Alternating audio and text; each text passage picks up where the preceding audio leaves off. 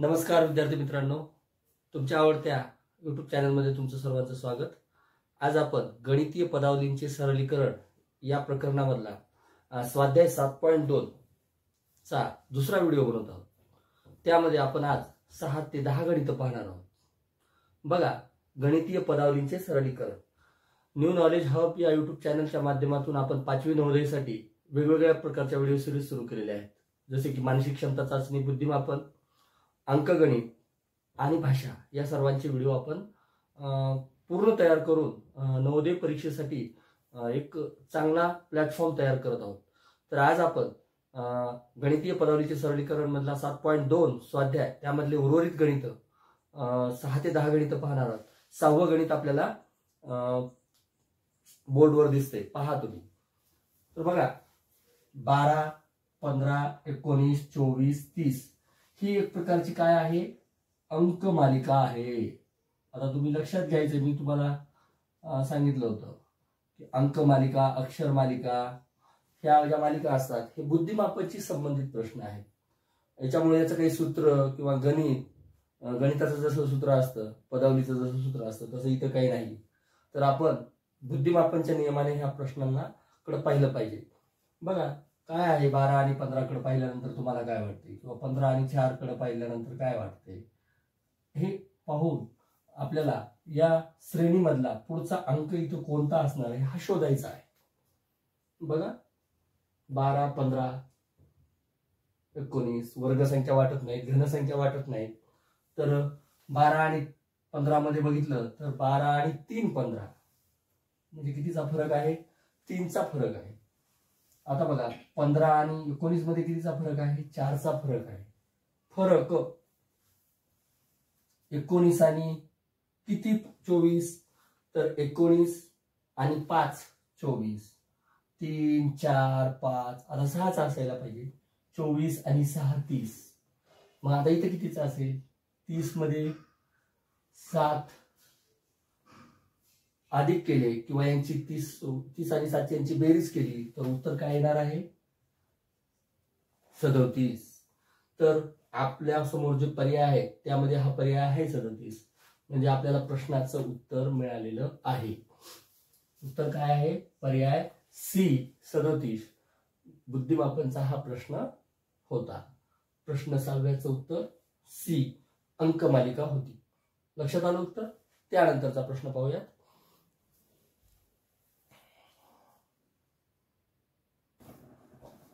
बघा, स्वाध्याय 7.2 मधला 7वा प्रश्न आपण पाहूयात।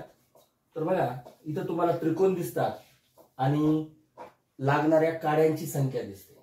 एक त्रिकोण आहे, पहिला त्रिकोण, त्याच्यामध्ये 1, 2, 3 काड्यांची संख्या आहे। दुसरा त्रिकोण आहे 1, 2, 3, 4, 5 याच्यातल्या 2 वाढल्या काड्या। तिसरा त्रिकोण तुम्हाला दिसतोय, बघा, हे पहिले 1, 2, 3, 4, 5, 6, 7 काड्यांची संख्या, 7 काड्यांची संख्या लागली, इथं 7 काड्या लागल्या, आग काड्या। त्यानंतर बघा 9 त्रिकोण किती आहेत, 1, 2, 3, 4, 5, 6, 7, 8, 9 काड्यांची संख्या आहे आणि त्रिकोण किती तयार झालेत, 1, 2, 3, 4 त्रिकोण तयार झालेले आहेत। तर याच पद्धतीनं 10 त्रिकोण करण्यासाठी किती आगकाड्यांची संख्या असेल, पर्याय आपल्या समोर आहे। बघा, तर आता इथं तुम्हाला लक्षात येईल याप्रमाणे, 1 त्रिकोण 3 आगकाड्यांची संख्या, 2 त्रिकोण 5, 3 त्रिकोण मिळवायचे, 1, 2, 3 त्रिकोण मिळवायचे, काड्या किती लागल्या, 7। 4 त्रिकोण मिळवायचे, 1, 2, 3 4 त्रिकोण मिळवायचे, काड्या किती लागल्या, 9। आता आपल्याला 5, याच्याला कंटिन्यू करूया आपण। आता 5 त्रिकोण काढायचे आपल्याला, किती लागतील काड्या, 5 त्रिकोण किती काड्या लागतील, 9 नंतर 11 लागतील काड्या, 2 काड्या वाढतील। 6 त्रिकोण बनवायचे, किती लागतील, 13 काड्या लागतील।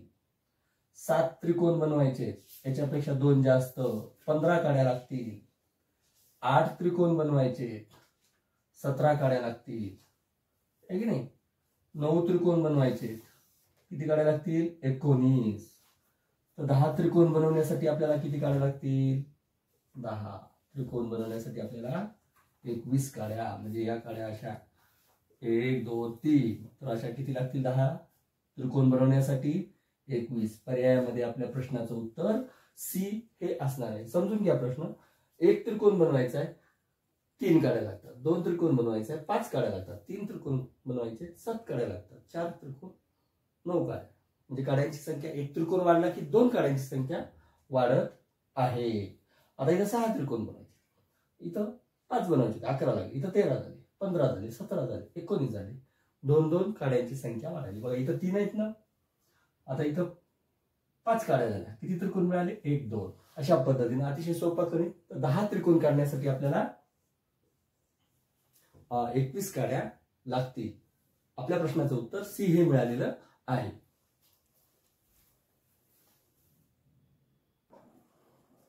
त्यानंतर स्वाध्याय 7.2 मधला 8वा प्रश्न पहा. या प्रश्नाकडे पाहिल्यानंतर तुमच्या लक्षात येईल की हे एक प्रकारची पदावली आहे. प्रश्न 8वा स्वाध्याय 7.2 मध्ये काय आहे? एक पदावली आहे. 243 गुणिले 3 गुणिले 2 चा वर्ग गुणिले 5 चा वर्ग गुणिले 0 गुणिले 4.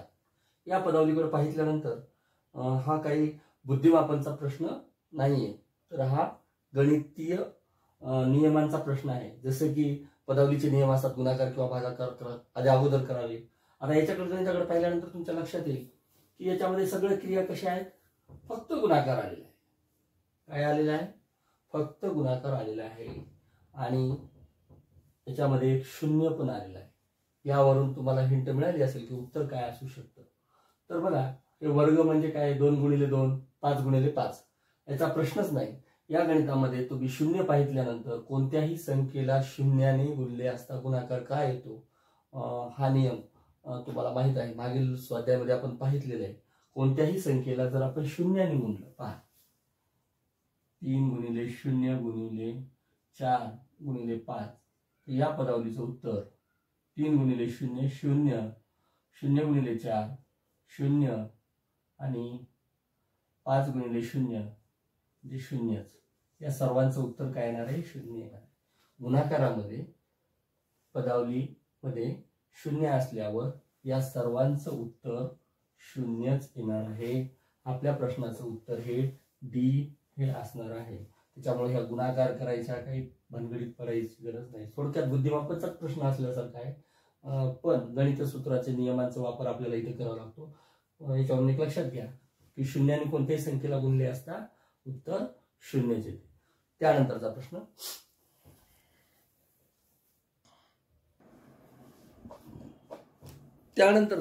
प्रश्न 9वा पहा. जर x छेद 25 बरोबर 196 छेद x असेल तर x बरोबर आहे. म्हणजे x ची किंमत काय आहे? तर आपल्या समोर A B C D हे पर्याय आहेत मुलांना. चला आता बघूया.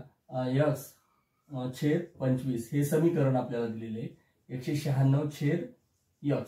तर बघा, असं जेव्हा असते तेव्हा आपण डायरेक्ट तिरपा गुणाकार करू शकतो. x गुणिले x, x गुणिले x म्हणजेच काय होत असते याचं? x चा वर्ग. x चा वर्ग बरोबर राहिलेल्या दोन्ही पदांचा तिरपा गुणाकार करायचा आपल्याला. 196 गुणिले 25 करायचे. बरोबर आहे. काय केलं आपण? तिरपा गुणाकार केला. x गुणिले x, x चा वर्ग. x गुणिले x काय होतं? x चा वर्ग होतो. आणि x अधिक x बरोबर 2x होतात. हे लक्षात ठेवा. x गुणिले x आहे म्हणून x चा वर्ग. x चा वर्ग 196 आणि 25 यांचा गुणाकार आहे. तर बघा, यांचा गुणाकार आपण करूया. बघा, 196 गुणिले 25 हे गुणाकार करावाच लागणार आहे आपल्याला. 6 35 0 हातचे आले 3, 9 5 45 आणि 3 48, हातचे आले 4, 5 1 5 5 आणि 4 9. आता हे बघा, 6 2 12, 2 हातचे आला 1, 9 2 18 आणि 1 19, 9 हातचा आला 1, 2 1 2 आणि 1 3. करून घेऊया. 0 8 आणि 2 10 ला 0 हातचा आला 1 9 9 18 आणि 1 19 हातचा आला 1 3 आणि 1 4 म्हणजे किती आला 4900. या दोघांचा गुणाकार किती आला 4900. आता हा x चा वर्ग आहे म्हणजे कोणत्या तरी संख्येचा वर्ग आहे हा. मग x याचा वर्गमूळ काढायचं. x वर्गाचं वर्गमूळ काय येईल x येईल. मग याचं वर्गमूळ काढावं लागेल. तुम्हाला 49 कडे पाहिल्यावर लगेच लक्षात येईल की हा 49 कशाचा वर्ग असतो 7 चा वर्ग असतो. आणि हे 2 शून्य पैकी 1 शून्य. कारण जेव्हा आपण 70 गुणिले 70 करणार म्हणजे 70 चा वर्ग करणार 7 7 49 आणि हे 2 शून्य घेत असतो. म्हणजे 2 पैकी 1 शून्य घ्यायचा. म्हणजे काय आलं x ची किंमत काय आली याचं x वर्गाचं वर्गमूळ घेतलं x आणि 4900चं वर्गमूळ 70 म्हणजे 70 गुणिले 70 केल्यानंतर 70 चा वर्ग येईल 4900. मग x ची किंमत आपल्याला मिळालेली आहे. पर्याय बी हे आपल्या प्रश्नाचं उत्तर असणार. अतिशय सोपा प्रश्न होता. आपण तिरपा गुणाकार करून केलेला आहे. बघा तुमचं उत्तर तुमच्या समोर. पर्याय बी या उत्तराला आपण परीक्षेमध्ये गोल करणार आहोत. त्यानंतरचा प्रश्न. त्यानंतरचा प्रश्न 10वा 6a गुणिले 8 बरोबर BC 4 तर ABC च्या अनुक्रमे किमती किती. तर बघा आपल्याला काय करायचंय याच्यामध्ये चल आहेत A B C यांच्या किमती अनुक्रमे कोणत्या असतील हे विचारले. पर्याय आपल्या समोर आहेत. अशा प्रश्नाचं उत्तर आपण पर्यायातून काढूया. बघा पहिला पर्याय घेतो मी. म्हणजे अनुक्रमे म्हणजे काय तर ए ची किंमत हे पहिला पर्याय. हे सगळं ए ची 3 असेल 5 असेल 5 असेल 0 असेल. बी ची 5 0 3 3. सी ची हे अनुक्रमे. पहिला पर्याय घेऊया आपण. पहिला पर्याय काय आहे ए पर्याय. बघा 3 5 0 हे आहे. आपण घेऊया पहिला पर्याय. बघा ए ची किंमत 6 ए इथं चिन्ह कोणतं आहे गुणिले ए म्हणजे 3 गुणिले 8 बरोबर बी ची किंमत हे बी ए बी सी. बी ची किंमत किती आहे 5. बी ची किंमत 5 आहे. सी ची किंमत किती आहे 0 4 504. आता बघूया ए ची आपण लिहून टाकली 3. बघा साहित्रिक 18 18 बघूया याचं किती. तर पहिला पर्याय आहे आपल्या समोर 3 5 0 आपण घेतलेले 6 ए गुणिले 8. तर हे याच्यात गुणाकारच नाही चिन्ह आहे ना. तर आपण काय करायचं हे 6 ए म्हणजे 3 हे 3 घेतले. मग 63 गुणिले 8 बरोबर 504 येते का पाहू. लक्षात येते 6 जशाला जशी लिहिली ए ची किंमत आपण काय घेतली 3 घेतली. मग 63 गुणिले 8 जर 504 आलं तर एबीसीच्या ह्या किमती बरोबर आहेत असं म्हणायला हरकत नाही. चला पाहूया. 8 त्रिक 24 यांचा गुणाकार करूया आपण पहिल्यांदा. हे 504 येते का पाहू. 8 त्रिक 24 ला 4 ह्याचे आले 2 6 8 48 8 6 48 आणि 2 50 504 येतोय. म्हणजे ए बी सी च्या ज्या आपण किमती घेतल्या 3 5 0 या बरोबर आहेत.